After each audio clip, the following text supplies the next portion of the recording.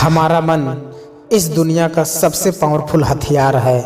हमारे जीवन के प्रत्येक घटना के साथ सिर्फ और सिर्फ हमारा मन जुड़ा होता है। इस दुनिया में जितने भी ज्ञानी हुए, जितने भी सक्सेसफुल लोग बने, सिर्फ और सिर्फ अपने मन की शक्ति के कारण ही बने। लेकिन हम में से बहुत से लोग क्यों इन शक्तियों को समझ नहीं पाते हैं। बुद्ध कहते हैं हम भी इंसान हैं, आप भी इंसान हैं। हमारे अंदर, आपके अंदर, सबके अंदर समान शक्ति है। लेकिन क्यों हम उसे समझ नहीं पाते हैं। जो इन शक्तियों को समझ गया वह ज्ञानी बन गया। जो अपने मन की शक्तियों को संग्रह करना सीख गया, उसके लिए उसका जीवन आसान हो जाता है। वह अपने जीवन में जो कुछ भी चाहता है उसे वह पा लेता है। गौतम बुद्ध कहते हैं सभी में बुद्ध बनने की योग्यता है, क्योंकि वह जानते हैं कि शक्ति वो हर इंसान में मौजूद है, लेकिन उस शक्ति का सही उपयोग हम नहीं कर पाते हैं। कुछ शक्तियों का उपयोग हम कर लेते हैं और कुछ शक्तियों का हम व्यर्थ में ही छोड़ देते हैं। आइए इसे एक छोटी सी कहानी से समझते हैं। इस कहानी को अंत तक जरूर समझना। अगर आपने इसे समझ लिया तो आप अपने जीवन में अपने मन के द्वारा, अपने मन की शक्तियों के द्वारा बहुत कुछ कर सकते हैं, बहुत कुछ पा सकते हैं। एक गुरु का शिष्य अपने गुरु की तरह बनना चाहता था। गुरु भी अपने उस शिष्य को अपने से महान बनना देखना चाहते थे, इसलिए उन्होंने हर तरह की शिक्षा उसे दी। लेकिन शिष्य को बहुत ही जल्द बहुत कुछ बनना था। शिष्य को हमेशा लगता था कि गुरु उसे सब कुछ नहीं बता रहे हैं, जिस कारण वह सफल नहीं हो पा रहा है। तब उसने सोचा क्यों ना मैं गुरु का पीछा करूं, वो दिन भर क्या क्या करते हैं, क्यों ना मैं उन्हें देखूं।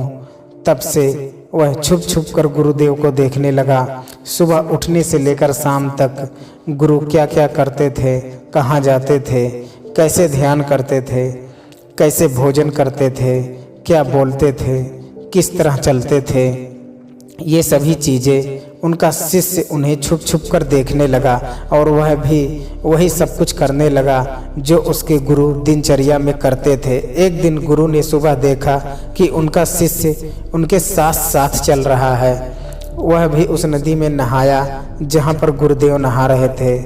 वह भी उस चट्टान पर पहुँचा जहाँ पर बैठकर गुरुदेव ध्यान करते थे, और गुरु के चट्टान पर बैठने से पहले ही वह उस चट्टान पर बैठ गया और ध्यान करने लगा।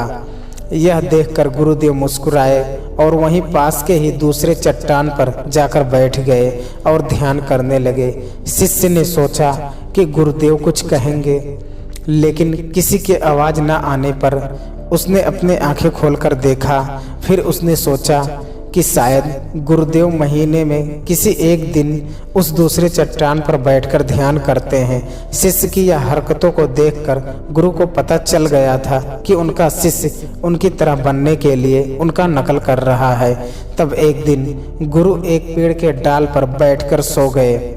शिष्य ने सोचा शायद रात में पेड़ के डाल पर सोने से कुछ प्रभाव पड़ता होगा, इसलिए गुरुदेव वहाँ पर सोए हैं और वह भी उसी पेड़ के दूसरे डाल पर जाकर सो गया। रात को कुछ गिरने की आवाज़ आई। आवाज़ सुनकर गुरुदेव की आंखें खुली तो उन्होंने देखा नीचे ज़मीन पर उनका शिष्य गिरा हुआ है और वह चिल्ला रहा है। उन्होंने शिष्य को उठाया और कहा कि जब भी तुम बिना सोचे समझे किसी दूसरे के राह पर चलते हो या उसकी नकल करने की कोशिश करते हो, तब तुम ऐसे ही गिरोगे जैसे आज गिरे हो। शिष्य ने कहा गुरुदेव, मैं तो सिर्फ आपकी तरह बनने की कोशिश कर रहा था। गुरु ने कहा तुम अगर बंदर की तरह नकल करने लग जाओगे तो हो सकता है कि बहुत प्रयासों के बाद हर काम करने लगो जो बंदर करते हैं। पर क्या इंसान होने के बावजूद बंदर होना उचित होगा? शिष्य ने कहा नहीं गुरुदेव, इंसान बनना ही ज़्यादा उचित है। लेकिन गुरुदेव, मैं अपने मकसद में कैसे सफल बन सकता हूँ? मैं कैसे अपने आप को जान सकता हूँ, पहचान सकता हूँ? मैं तो बस यह देख रहा था कि आप क्या करते हैं, शायद उससे मुझे कोई रास्ता मिल जाए। गुरु ने कहा जिस प्रकार शरीर को चलाने के लिए भोजन की आवश्यकता होती है, भोजन अगर शुद्ध है तो शरीर में शक्ति भी शुद्ध होती है। हमारा शरीर स्वस्थ रहता है, शक्तिशाली रहता है, बलवान रहता है। उस शरीर से जो भी कार्य करना चाहो तुम करवा सकते हो, लेकिन तुम खराब सड़ा गला रखा हुआ बासी खाना खाओगे तो क्या होगा?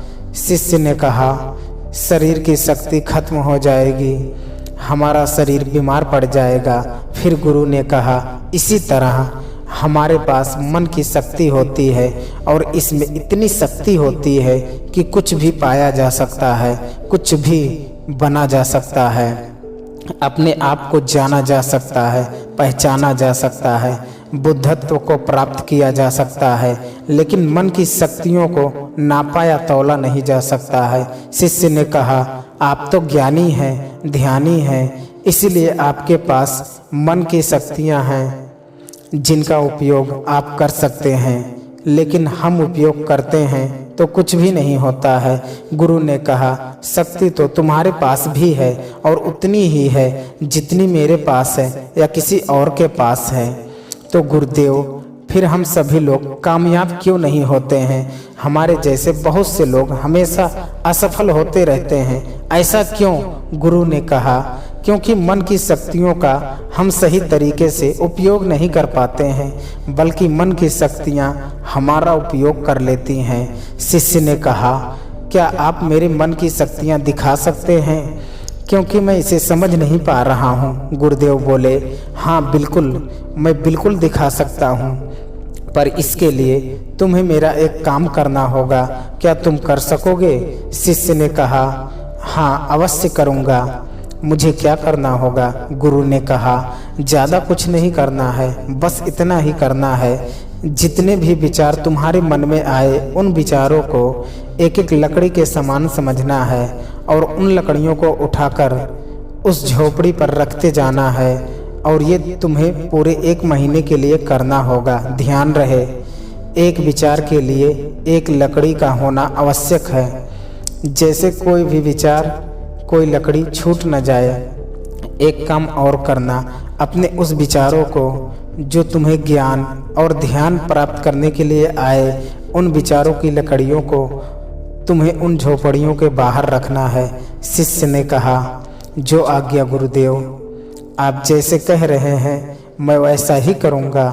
और शिष्य ने विचारों को देखना और उन विचारों से लकड़ियों को उठाकर झोपड़ी में रखना शुरू कर दिया। धीरे धीरे 1 महीना बीत गया और शिष्य पूरा 1 महीना बीतने के बाद शिष्य गुरु के पास गया और बोला, गुरुदेव 1 महीना हो चुका है, जैसा आपने कहा था मैंने बिल्कुल वैसा ही किया है, अब आप मुझे मेरे मन की शक्तियों को दिखाएं। गुरु शिष्य के साथ उस झोपड़ी पर पहुँचे। गुरु ने देखा कि पूरी झोपड़ी छोटी छोटी लकड़ियों से भर गई है, यहाँ तक कि कुछ लकड़ियाँ बाहर भी गिरी हुई हैं। गुरु ने कहा, वह लकड़ियाँ कहाँ हैं जो तुम्हारे ज्ञान और ध्यान के विचारों की है?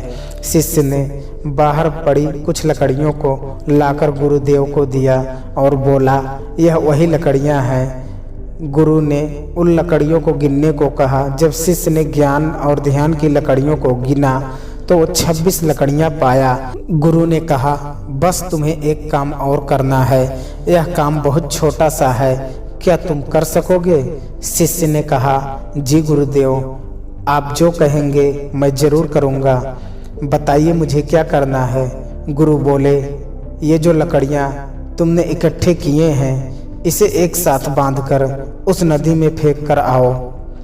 गुरु की यह बात सुनकर शिष्य घबरा गया और बोला, गुरुदेव ये कैसे हो सकता है? इतने लकड़ियों का भार मैं कैसे उठा पाऊंगा? गुरु बोले, क्यों नहीं उठा पाओगे? जब इतने विचारों का भार तुम दिमाग में रखकर घूमते हो तो इन लकड़ियों को क्यों नहीं उठा सकते? शिष्य ने कहा, लेकिन गुरुदेव विचारों में तो वजन नहीं होता है। गुरु बोले, विचारों में भी वजन होता है। देखो, तुम्हारे बेकार के विचारों के नीचे तुम्हारे मकसद के विचार, ध्यान और ज्ञान के विचार कितने हैं? तुमने अपने मन की सारी शक्तियाँ इन बेकार के विचारों में लगा दी है जो झोपड़ी में भरी पड़ी है, और केवल 26 लकड़ियों के साथ ही तुम ध्यान और ज्ञान को पाना चाहते हो। शिष्य ने कहा, आप ठीक कह रहे हैं गुरुदेव, पर मैं अब क्या करूं? गुरु ने कहा, तुम अभी अपने ज्ञान और ध्यान की ओर बढ़ना चाहते हो और यही तुम्हारा लक्ष्य है, तो इन बेकार के विचारों को नदी में बहा दो। शिष्य ने कहा, लेकिन गुरुदेव, इतनी सारी लकड़ियों को मैं सर पर नहीं उठा पाऊंगा। गुरु ने मुस्कुराते हुए कहा, तो एक एक करके इसे फेंक दो। 1 महीने में, 2 महीने में, जितना भी समय लगे लगाओ, लेकिन अपने सर से, अपने मन से इन बेकार के विचारों को फेंक डालो। याद रहे, एक विचार छूटने पर नदी में सिर्फ एक ही लकड़ी फेंकना है। शिष्य ने जिन लकड़ियों को 1 महीने में इकट्ठा कर लिया था, उसे फेंकने में उस लकड़ियों को 3 साल लग गए। एक विचार छोड़ने पर वह एक लकड़ी को नदी में फेंक देता। अब उसके पास केवल 26 लकड़ियां ही बची थी जो उसके ध्यान और ज्ञान की थी। उसके पूरे मन की शक्ति ध्यान और ज्ञान पर लगी हुई थी। कोई भी बेकार के विचार उसके मन में नहीं था।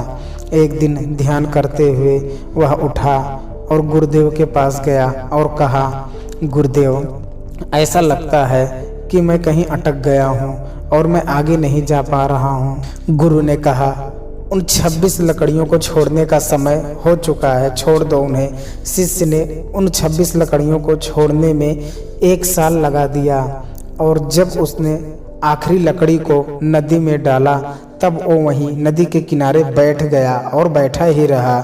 गुरु ने अपने शिष्य को नदी के किनारे ढूंढते हुए वहां पहुंचे, और गुरु शिष्य को देखकर वह जान गए कि वह संपूर्ण शक्ति में खेल रहा है। शिष्य ने गुरु की ओर देखा और दोनों ही एक दूसरे की ओर देखते हुए बिना कुछ कहे वापस चले गए। हमें भी अपने जीवन में मन की शक्तियों का उपयोग करना सीखना चाहिए। अगर हमने ऐसा कर लिया तो हम जीवन में वो सभी असंभव काम, जो कुछ भी हम पाना चाहते हैं, हम उसे पा सकते हैं। हमारी शक्ति हजारों लाखों विचारों के रूप में हमारे मन में बिखरी पड़ी है। इसमें कुछ अच्छे विचार भी हैं, कुछ बुरे विचार भी हैं। बस हमें अपने अच्छे विचारों को पकड़ना है। अगर हम अच्छे विचारों को नहीं पकड़ेंगे तो बुरे विचार तुरंत ही हमारे पर असर डालने लगेंगे और हम नकारात्मकता की ओर, निगेटिव विचारों की ओर बढ़ते चले जाएंगे। इसलिए भगवान बुद्ध बोलते हैं कि जब भी आपके मन में अच्छे विचार आए उसे तुरंत पकड़िए, उन विचारों पर तुरंत काम करना प्रारंभ कर दें। मन की शक्तियों का उपयोग करना बहुत ही सरल है। बस आपको उतना ही करना है जो आपको सबसे ज़्यादा सटीक लगे। लेकिन हम एक काम के साथ हजारों कामों को करने लगते हैं और उसी में हम डिस्ट्रैक्ट भी हो जाते हैं, हम विचलित भी हो जाते हैं, और इस वजह से हमारे मन की सारी शक्तियाँ बिखर जाती हैं। इसलिए आप किस काम के लिए बने हैं उसे समझिए। भगवान आपको जिस काम के लिए बनाया है वो ऐसे विचार आपके मन में बार बार आएंगे। बस ज़रूरत है आपको उसे पकड़ने की, आपको उसे समझने की, उसे सही दिशा निर्देश देने की। दोस्तों, इस कहानी से आपने क्या समझा? अपने विचारों को, अपने भावनाओं को कमेंट के माध्यम से ज़रूर बताएं और अपने दोस्तों के साथ भी इस वीडियो को ज़रूर शेयर करें।